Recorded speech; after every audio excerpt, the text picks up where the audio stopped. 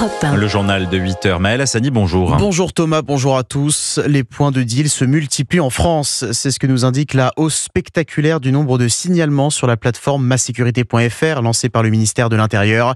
6000 depuis le début de l'année contre 2800 sur l'ensemble de l'année 2024. Caroline Baudry. C'est en ligne ou via l'application Ma Sécurité qu'un onglet permet de signaler le trafic de drogue de façon anonyme.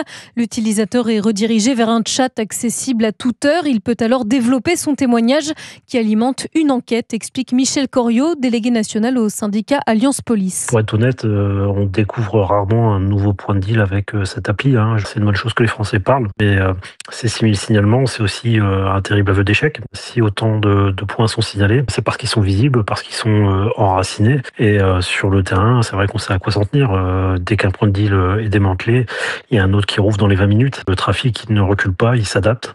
Parce que eux, contrairement à nous, ils disposent de moyens colossaux. Une appli ne fera pas reculer le trafic armé. Selon lui, il demande davantage de fermeté via une réponse pénale plus dissuasive, notamment pour les petites mains du narcotrafic. Caroline Baudry.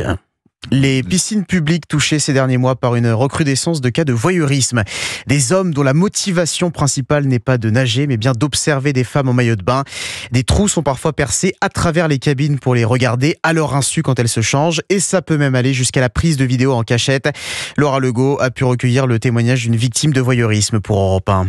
La scène n'a duré que quelques minutes. Dans les vestiaires d'une piscine municipale à Paris, un homme d'une quarantaine d'années a pris Clara pour cible. Je venais de retirer mes vêtements, j'étais sur le point de mettre mon maillot et j'ai senti une espèce de présence dans ma cabine. J'ai baissé le regard et j'ai aperçu son téléphone qu'il avait glissé sous la paroi de ma cabine. Le téléphone était en mode selfie, donc je me suis vue, moi, nue sur son écran. J'ai vu que ça filmait. Elle confronte son agresseur, mais il repart sans être inquiété. Depuis, la nageuse reste sur ses gardes. Je sais qu'aujourd'hui, je suis plus vigilante dans les vestiaires. Je regarde sous les parois des cabines ou je regarde s'il y a quelqu'un à côté de moi ou non. À la piscine Keller, dans le 15e arrondissement, un homme voyeuriste a récemment été arrêté par la police. Le directeur des bassins, Raphaël Paille, veut rétablir l'ordre et protéger les nageuses. Comme vous voyez, il y a des colonnes hommes, des colonnes femmes. Les vestiaires autrefois mixtes ont été séparés, un vigile a été embauché pour faire des rondes et les trous percés dans les parois des cabines rebouchés. On a une personne qui vérifie tous les jours qu'il n'y a pas de nouveaux trous, donc comme vous pouvez le constater, ils sont boulonnés. Des boulons condamnent les trous utilisés par les voyeurs et partout, des affiches rappellent les peines encourues pour voyeurisme, jusqu'à 2 ans d'emprisonnement et 30 000 € d'amende. Laura Legault. Le parquet du Havre décide de regrouper au sein d'une même enquête les différents dossiers portant sur des agressions de chevaux dans le département de la Seine-Maritime. Une mystérieuse série noire qui a débuté au mois de mai. Dernier cas en date, dans la nuit de jeudi à vendredi à Saint-Martin-du-Manoir.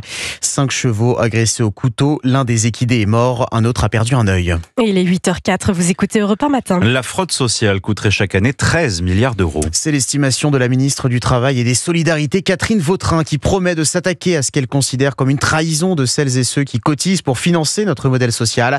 Alors un projet de loi sera présenté dans les prochaines semaines pour permettre à l'État de mieux traquer les fraudeurs. Débat au Parlement prévu à la fin du 2e semestre. Jacques Serret. Catherine Vautrin veut serrer la vis face aux tricheurs. Sa première cible, les multifraudeurs. Ainsi, son projet de loi prévoit de permettre aux différentes caisses de sécurité sociale de partager leurs données. Objectif, identifier les bénéficiaires qui cumulent les fraudes.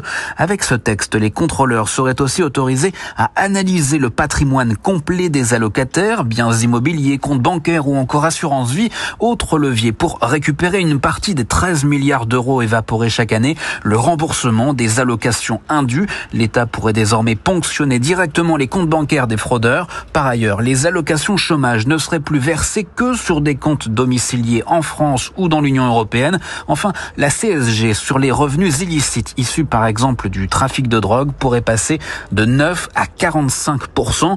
La fraude sociale, c'est une trahison de celles et ceux qui cotisent, résume Catherine Vautrin. Reste que sans majorité à l'Assemblée, la ministre l'admet, elle n'a pas de garantie sur le vote de ce texte. Elle espère y parvenir par le dialogue et le compromis. Jacques Serret du service politique d'Europe 1. Avons-nous encore les moyens de financer notre système de protection sociale ? Pouvons-nous débusquer et punir ceux qui trichent avec la protection sociale française ? Nous poserons ces questions à notre invité, le député Renaissance Mathieu Lefebvre, à 8h10. L'étudiante palestinienne épinglée pour des messages antisémites relayés sur les réseaux sociaux a bel et bien quitté la France à la demande du Quai d'Orsay. Nour Atala se trouve désormais au Qatar.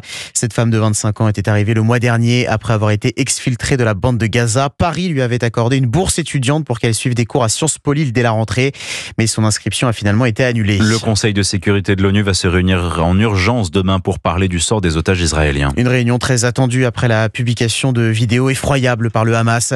On y voit 2 captifs très affaiblis, l'un d'entre eux filmé en train de creuser sa propre tombe.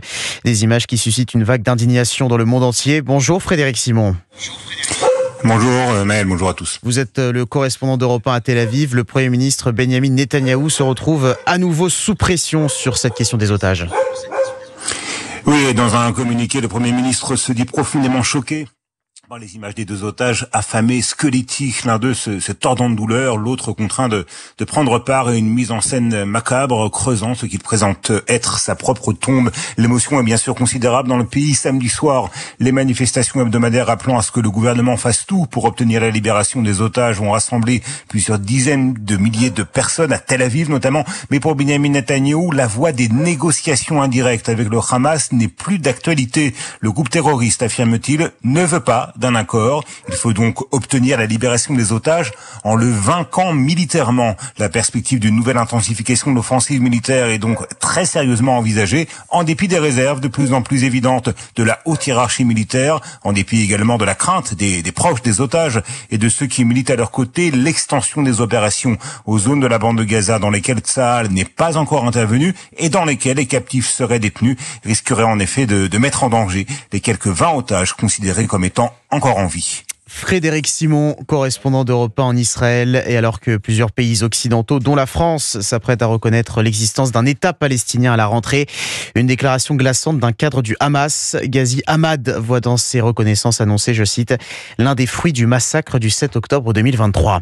Peut-être la dernière chance d'éviter de nouvelles sanctions pour Vladimir Poutine. L'envoyé spécial de la Maison-Blanche, Steve Witkoff, sera en visite en Russie mercredi ou jeudi, juste avant la fin de l'ultimatum fixé à Moscou par Donald Trump pour mettre fin à la guerre en Ukraine. Passé ce délai, si les combats n'ont toujours pas cessé, Washington promet de sanctionner durement les partenaires de la Russie. Vous écoutez Europe 1 matin, il est 8h08. Il y a un an, elle remportait une médaille d'or en VTT. Hier, Pauline Ferrand-Prévot s'est imposée sur le Tour de France Femmes. La coureuse française a même remporté la dernière étape avec le maillot jaune sur le dos. C'était hier à Châtel, en Haute-Savoie. 36 ans après Gianni Longo, Pauline Ferrand-Prévot permet donc à la France de renouer avec le succès sur la grande boucle, Christopher Philoc. Oui, la Française envahie par l'émotion à l'arrivée au micro de France Télé. Ça a été beaucoup de sacrifices. Ça arrivera peut-être qu'une fois dans ma vie et j'ai vraiment envie de profiter et de savourer. Il y a un an, la Rémoise de 33 ans devenait championne olympique de VTT aux Jeux de Paris et celle qui a tout gagné se lance alors un ultime défi, remporter le Tour de France avant 2028. Une ambition qui a enflammé le bord des routes depuis une semaine et après 36 ans d'attente, Pauline Ferrand-Prévot succède à Gianni Longo sur la plus haute marche du podium du Tour de France. La directrice de la course, Marion Rousse. Je savais que ça allait être le plus beau des modèles pour les petites filles puis qu'elle allait faire rêver tout le monde. Elle fait tellement de bien pour le sport féminin en règle générale. C'est une femme qui dépasse même les cadres du sport. Elle est encore plus rentrée dans l'histoire aujourd'hui. Pauline Ferrand-Prévot s'adjuge la seule épreuve qui manquait à son palmarès et qui en fait désormais la référence du cyclisme féminin. Une grande boucle qui aura mis à l'honneur le sport français avec un sacre final et 4 victoires d'étape tricolores. Christopher Philoc, belle performance des Français aussi en natation. Avec 8 médailles, la délégation tricolore termine à la 3e place au tableau des récompenses à l'issue des mondiaux de Singapour. Dernière médaille hier, l'argent pour les relayeurs du 4x100 mètres 4 nages. Parmi eux, les doubles champions du monde en individuel, Léon Marchand et Maxime Grousset. Si vous avez de la chance de passer vos vacances dans le département du Gard, voici une idée de sortie. Direction les arènes de Nîmes pour assister à l'une des 6 représentations exceptionnelles du spectacle nocturne, le rêve du gladiateur. Ça commence cette semaine. Un show inspiré par l'âme millénaire de l'amphithéâtre romain le mieux conservé au monde. Présentation avec Sébastien Bordenave. Plus de 200 artistes et figurants participent à l'immense fresque, un spectacle antique mêlant poésie, danse, théâtre, cirque, acrobatie. Il y a même de la moto. Si ce rêve de gladiateur est hors norme, c'est parce que parmi les producteurs, on retrouve la célèbre compagnie Dragon, qui a collaboré avec notamment le Cirque du Soleil, et à la mise en scène Arthur Cadre, un artiste qu'on ne peut cantonner à une seule discipline. C'est ça, j'aime vraiment la multidisciplinarité. J'aime beaucoup quand une discipline nourrit l'autre, parce que simplement un spectacle de danse, c'est génial. mal, hein, mais moi c'est vraiment pas ma manière de créer, quoi. J'aime quand tout s'entremêle, d'où vraiment être inspiré par ce lieu des arènes qui est architecturalement très intéressant, ne serait-ce que par la forme de la scène. Et je pense vraiment que c'est l'intérêt aussi de ce show. Et moi c'est ça qui me passionne, c'est de mélanger les genres et de trouver des choses qu'on n'a pas nécessairement trouvées avant, quoi. Arthur Cadre, c'était le golden voyageur de la cérémonie de clôture des derniers JO. Le spectacle aux arènes de Nîmes imagine un empire romain qui ne se serait jamais effondré. C'est ça, le rêve du gladiateur.